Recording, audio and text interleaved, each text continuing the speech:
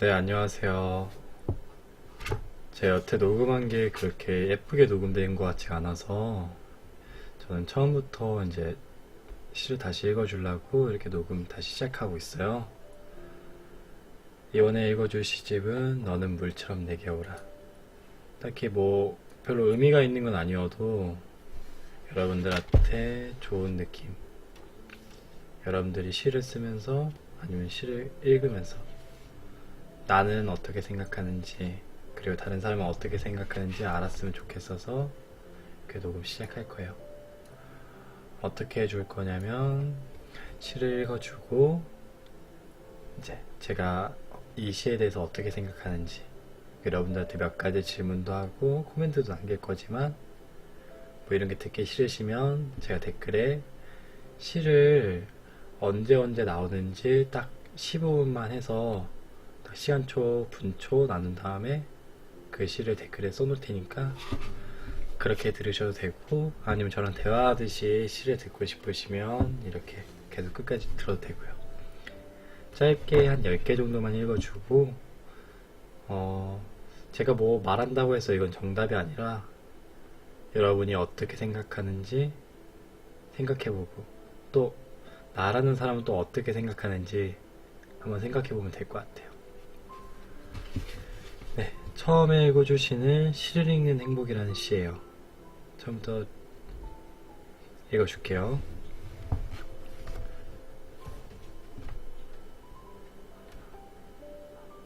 시를 읽는 행복. 어디 있을까 내 애인. 애인은 활자 뒤에 몰래 숨어 있다가 페이지를 넘길 때마다 툭툭 튀어나오곤 했다. 시를 읽으며 정류장에 갔고 시를 읽으며 버스를 탔으며 시를 읽으며 목적지에 내렸다. 시를 읽으며 그를 만났고 시를 읽으며 사랑을 나누었으며 시를 읽으며 이별을 했다. 하늘과 바람과 구름과 별 한 생에 건너오는 동안 꽃 피고 새 울고 바람 불고 비 내리는 수많은 날들이 있었지만 따샜다. 시를 읽는 동안은 휘청거리고 비걱거리는 그 순간에도 행복할 수 있었다. 네가 내 가슴에 있는 한은. 네, 여태까지 읽어준 건 시를 읽는 행복이라는 시였고요. 여러분들한테 시는 어떤 존재인지 저도 이제 시집을 이렇게 사서 읽어주긴 하지만 시집을 그렇게 많이 읽어본 건 아니에요. 하지만 시는 언제나 짧지만 강한 교훈을 남겨준다고 생각을 해요. 그런 시에 대해서 여러분은 어떻게 생각하고 여러분의 인생에선 어떤 의미인지 그거를 생각해보면서 읽으면 좋을 것 같아요.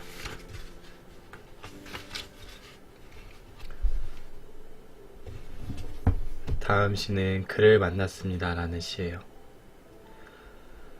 여러분들이 생각하는 그가 어떤 누구인지 이런 그가 있다면 그 사람이랑 비교하면서 들으시면 좋을 것 같아요. 읽겠습니다. 그를 만났습니다. 그를 만났습니다. 길을 가다 우연히 마주치더라도 반갑게 차 한잔할 수 있는 그를 만났습니다. 방금 만나고 돌아오더라도 며칠을 못 본 것 같이 허전한 그를 만났습니다. 내가 아프고 괴로울 때면 가만히 다가와 내 어깨를 도닥여주는 그를 만났습니다. 바람이 불고 낙엽이 떨어지는 날이면 문득 전화를 걸고 싶어지는 그를 만났습니다.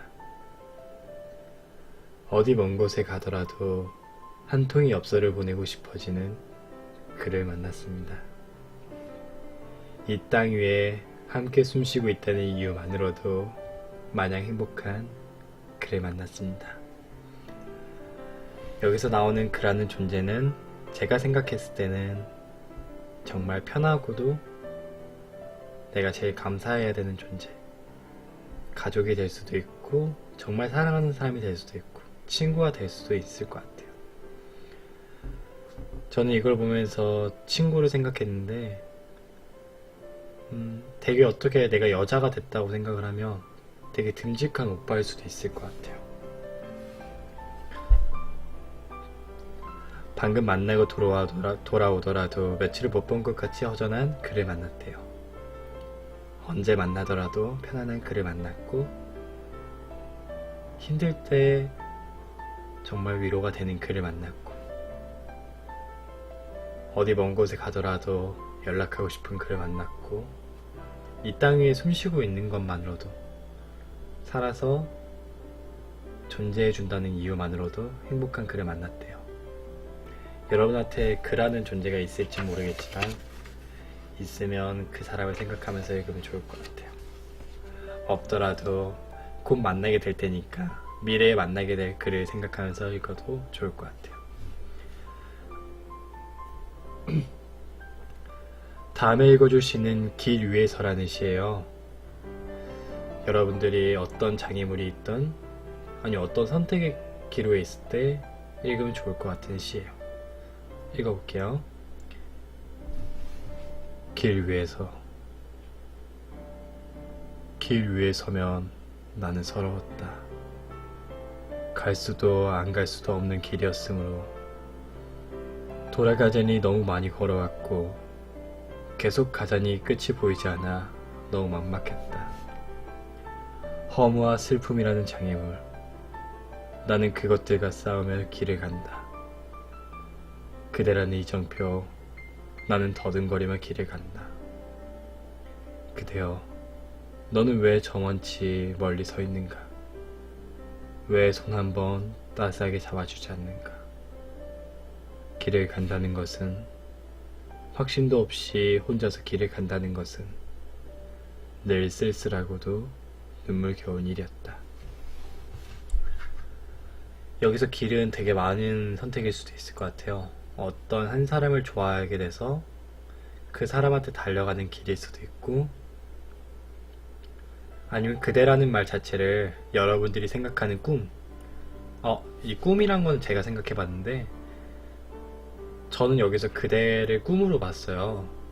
제가 생각하는 꿈에 어떻게 보면 내가 이 꿈을 향해 걸어가는 게 미련일 수도 있고, 다시 돌아가려면 너무 머니까 그렇다고 계속 가면 앞이 안 보이고 포기할 수 없는 거죠. 그런 느낌이 많이 들었어요. 쓸쓸하고도 눈물겨운 일이었다. 이 말이 참 와닿았어요. 다음에 읽어줄 시는 고슴도치 사랑이에요. 한번 읽어볼게요. 고슴도치 사랑. 추운 겨울날 고슴도치 두 마리가 서로 사랑했네. 추위에 떠는 상대를 보다 못해 자신의 온기만이라도 전해주려던 그들은 가까이 다가가면 갈수록 상처만 생긴다는 것을 알았네. 안고 싶어도 안지 못했던 그들은 멀지도 않고 자신들의 몸에 난 가시에 다치지도 않을 적당한 거리에 함께 서 있었네. 비록 자신의 온기를 다 줄 수 없었어도 그들은 서로 행복했네. 행복할 수 있었네. 저는 이걸 보면서 저번에 어떤 시청자 한 분이 저한테 말해준 게 있었어요. 사랑은 난로 같다고. 그 난로라는 말이 제일 먼저 생각이 났는데, 난로라는 표현 자체가 적당한 거리에서 불을 쬐고 있으면 너무나 따뜻하지만 가까이 가면 너무 뜨겁고 내가 손을 다칠 수도 있잖아요. 고슴도치도 마찬가지라고 생각을 해요. 고슴도치도 서로 사랑하고 내 애인이다 보니까 아니면 서로 사랑하다 보니까 같이 끌어안고 스킨십을 하고 싶지만 못하는 거죠. 자신의 몸에 난 가시 때문에. 그래서 자신의 온기만이라도 전해주려던 그들은 가까이 다가가면 갈수록 나 때문에 상대가 더 아파하는 걸 아는 거예요. 그래도 서로 사랑을 느끼는 거죠. 사랑의 적정선이라고 할 수도 있지만 이분들은 이렇게 적당해도, 이 고슴도치는 이렇게 적당해도 서로 많이 행복했대요. 비록 자신의 온기를 다 줄 수 없었어도 그들은 서로 행복할 수 있었대요. 네, 5번째로 읽어줄 시는 낮은 곳으로예요. 읽어보겠습니다. 낮은 곳으로. 낮은 곳에 있고 싶었다. 낮은 곳이라면 지상의 그 어디라도 좋다. 찰랑찰랑 고여들 네 사랑을 온몸으로 받아들일 수만 있다면, 한 방울도 헛되이 새어나가지 않게 할 수 있다면. 그래, 내가 낮은 곳에 있겠다는 건 너를 위해 나를 온전히 비우겠다는 뜻이다. 나의 존재마저 너에게 흠뻑 주고 싶다는 뜻이다. 잠겨 죽어도 좋으니 너는 물처럼 내게 밀려오라. 이 시는 이 책의 제목에 나와 있는 시네요. 낮은 곳에 있겠다는 건 너를 온전히 나를 비우겠다는 뜻이래요. 잠겨 죽어도 좋으니 너는 물처럼 내게 밀려오라고. 여러분들한테 이렇게 모두의 사랑을 받고, 모두가 아니죠, 한 사람만이라도 사랑을 받고 싶은 그런 사람이 있나요? 항상 느끼는 건데, 이 시집은 뭐 그대, 뭐 길, 뭐 이런 표현이 많이 나오고 조금 허무하고도 아련한 느낌이 나긴 하지만 꼭 그대로 받아들일 필요가 없을 것 같아요.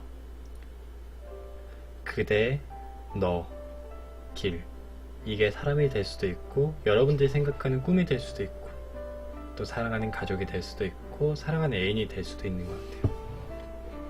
딱 들었을 때 여러분들이 가장 와닿는 걸로 들으면 좋을 것 같아요. 6번째로 읽어줄 건 살아있다는 것이라는 시예요. 읽어보겠습니다. 바람 불어 흔들리는 게 아니라 들꽃은 저 혼자 흔들린다. 누구 하나 눈여겨보는 사람 없지만 제자리를 지키려 안간힘을 쓰다 보니 다리가 후들거려서 떨리는 게다. 그래도 들꽃은 행복했다. 왠지 모르게 행복했다. 살아있다는 것. 살아있다는 것이라는 시였고, 이거는 여러분들은 살면서 얼마나 감사하고 살고 있나요? 저는 솔직히 말해서 이제 힘들 때는 좀 죽고 싶다는 생각도 옛날에 해본 적이 많아요. 근데 여기 나오는 들꽃이라는 존재는 이제 아무리 힘들고 다리가 후들거려도 살아있다는 것 자체가 행복한 거죠. 자신도 모르지만 살아있다는 걸 느낄 수 있다는 거잖아요. 많이 행복하고 불행하다는 것도. 그래서 너무 행복했대요. 여러분들한테 삶의 의미가 무엇인지 생각하면서 읽으면 좋을 것 같아요. 7번째로 읽어줄 시는 우물이라는 시예요. 읽어보겠습니다. 우물. 깊고 오래된 우물일수록 컴컴하고 어둡다. 그 우물 속에서 어둠만 길어질 것 같던 거기서 맑고 깨끗한 물이 가득 올려질 줄이야. 이토록 맑은 물을 간직할 수 있었던 것은 끊임없이 뒤채고 있었다는 것이다. 남들이 보지 않아도 속으로 열심히 물을 갈아엎고 있었다는 것이다. 가만히 고여있는 것 같아도 사실 우물은 한시도 가만히 있지 않는다. 어쩌다 한 번뿐일지라도 우물은 늘 두레박을 맞이할 준비가 되어 있는 것이다.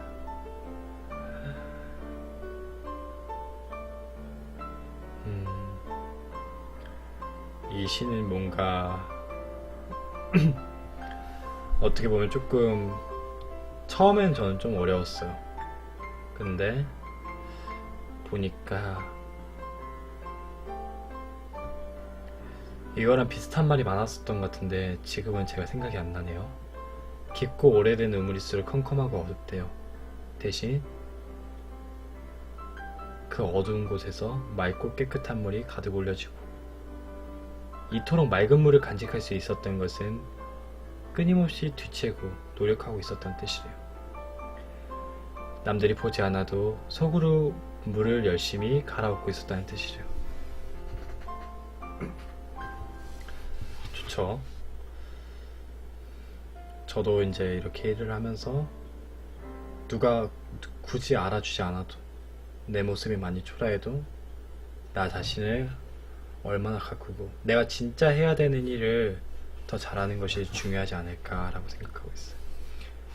네, 이번에 읽어줄 시는 바람 속을 걷는 법이라는 시예요. 읽겠습니다. 바람 속을 걷는 법. 바람이 불었다. 나는 비틀거렸고 함께 걸어주는 이가 그리웠다. 바람 불지 않으면 세상살이가 아니다. 그래, 산다는 것은 바람이 잠자기를 기다리는 것이 아니라 그 부는 바람에 몸을 맡기는 것이다. 바람이 약해지는 것을 기다리는 게 아니라 그 바람 속을 헤쳐가는 것이다. 두 눈 똑바로 뜨고 지켜볼 것. 바람이 드셀수록 왜 여는 높이 나는지. 네, 바람 속을 걷는 법이라는 시였고, 이걸 하면서 저는 되게 많이 반성을 많이 했어요. 왜냐면 나는 비틀거렸고 함께 걸어주는 이가 그리웠대요. 그쵸? 여러분들은 힘들 때마다 이제 자신들이 의지되는, 아까 두 번째로 읽어줄 시처럼 그처럼 그런 사람이 그립죠. 근데 여기서 저는 너무 기회를 기다리고 내가 내일 당장 어떻게 될지도 모르는데 너무 기다린 것 같아요. 한번 피 터지게 도전하더라도 그 피 터지는 도전을 이겨내면 더 값진 승리를 얻을 수 있잖아요. 그리고 더 불안하지도 않고 자신감도 생기고. 여담이지만 옛날에 그 지붕 뚫고 하이킥, 거기에 이제 준혁 학생이라고 나왔는데, 그 준혁 학생분이 김타쿠 분이죠. 김타쿠 씨가, 그러니까 김타쿠 씨는 아닌데 하여튼 김타쿠로 이제 유명하니까, 김타쿠 씨가 어느 프로에서 말한 적이 있어. 자기는 똑같이 학생이고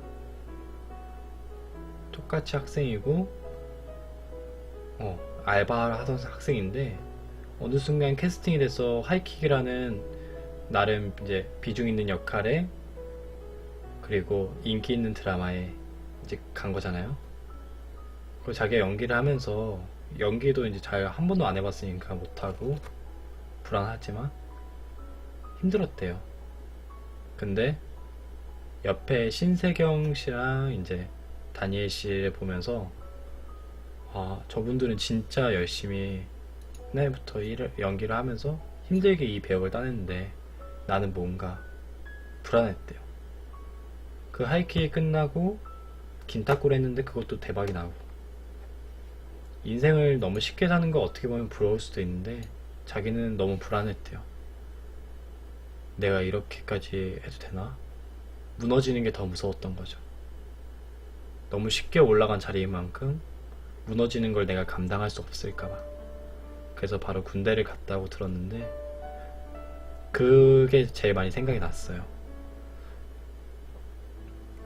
여러분도 도전할 기회가 생긴다면 정말 막 안전하고 정말 최상의 길이라고 하지 말고, 물론 그 최상의 길이 안 나올 수도 있어요.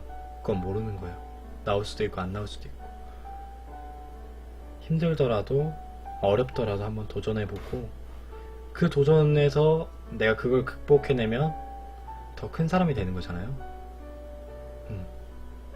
그래서 너무 도전을 무서워하지 않았으면 좋겠어요. 저는 이걸 읽으면서 그 생각이 제일 많이 들었어요. 네, 다음 읽어줄 시는 한 사람을 사랑했네라는 시예요. 읽어드릴게요. 한 사람을 사랑했네.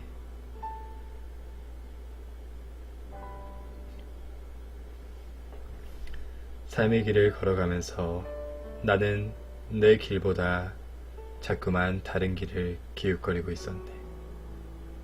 함께한 시간은 얼마 되지 않았지만 그로 인한 슬픔과 그리움은 내 인생 전체를 삼키고도 남게 했던 사람. 만났던 날보다 더 사랑했고 사랑했던 날보다 더 많은 날들을 그리워했던 사람. 뜬 눈으로 밤을 지새우다 함께 죽어도 좋다 생각한 사람. 세상의 환희와 종말을 동시에 예감케 했던 한 사람을 사랑했네. 이거를 읽으면서 제가 제일 먼저 기억난 말은 사랑을 시작할 때는 한순간이래요. 근데 그 한순간에 있기 위해서는 엄청 많은 시간이 필요하대요. 그쵸? 삶의 길을 걸어가면서 나는 내 길보다 자꾸만 다른 길을 기웃거리고 있었대요. 그만큼 많이 사랑한 거죠. 만났던 날보다 더 사랑했고 사랑했던 날보다 더 많은 날들을 그리워했던 사람이래요.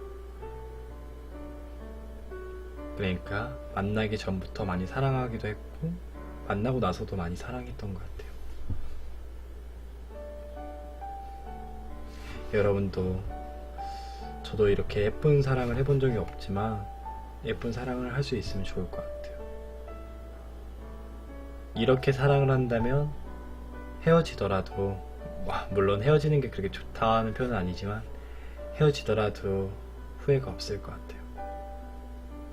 나라는 존재에 대해서 되게 뿌듯할 수도 있을 것 같아요.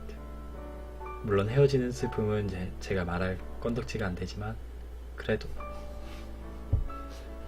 이런 사랑을 할 수 있다는 것 자체가 너무 부러워요. 제가 오늘 마지막으로 읽어줄 시는 살다 보면이라는 시예요. 네, 읽어볼게요. 살다 보면 떠나보내지 말아야 할 것을 떠나보낼 때가 있다. 사랑하면서도 사랑하지 않는 것처럼 말해야 할 때가 있다.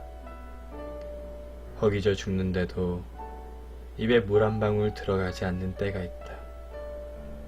살다 보면 살아있는데도 죽어있는 때가 있다. 살다 보면. 네, 이렇게 마지막까지 읽어줬고 이 살다 보면이라는 시는 언제 한번 저도 많이 느껴보는, 여러분들도 많이 느껴봤을 거예요. 살아있는데도 죽어있는 때, 떠나보내지 말아야 할 것을 떠나보낼 때가 있고 사랑하면서도 사랑하지 않는 것처럼 말해야 될 때가 있어요. 그쵸? 한 번 사는 인생이지만 여러분들은 거짓말을, 그러니까 나쁜 거짓말 말고 이렇게 너무 좋아하고 사랑하는데도 거짓말로 보내야 되고 있고요. 허기져 죽는데도 입에 물 한 방울 들어가지 않는 때가 있대요. 그쵸? 어떻게 보면 되게 모순적인 표현인데 이 모순적인 표현이어도 제가 와닿았듯이 여러분들도 와닿았을 것 같아요. 이렇게 10개 정도 시를 다 읽어줬고 이걸 생각해낸 거는 제가 이제 여러분들한테 뭘 보여줄 수 있을까, 다시 봤을 때, 제 방송을 다시 봤을 때 어떤 걸 보면 더 좋을까, 내가 제일 잘할 수 있는 거. 저는 춤도 못 추고 노래도 못 부르지만 그래도 이런 성우 알바 같은 걸 해봤었으니까 그래도 이런 걸 해주면 잠잘 때 아니면 가끔 한번 시를 듣고 싶을 때 여러분들한테 도움이 될 것 같아서 이렇게 녹음을 시작했고, 네, 많이 봐주고 댓글로 잘 봤습니다 아니면은 아, 듣다가 자버렸어요. 이렇게 귀엽게라도 말해주면 너무 좋을 것 같아요. 이렇게 해서 다음에도 한 10개 정도 시를 읽어주고, 이 책을 다 읽게 되면 이제 이솝우화나 좀 재밌는 이야기, 그런 이야기를 읽어주려고요. 네, 오늘도 너무 수고 많았습니다. 잘 자요.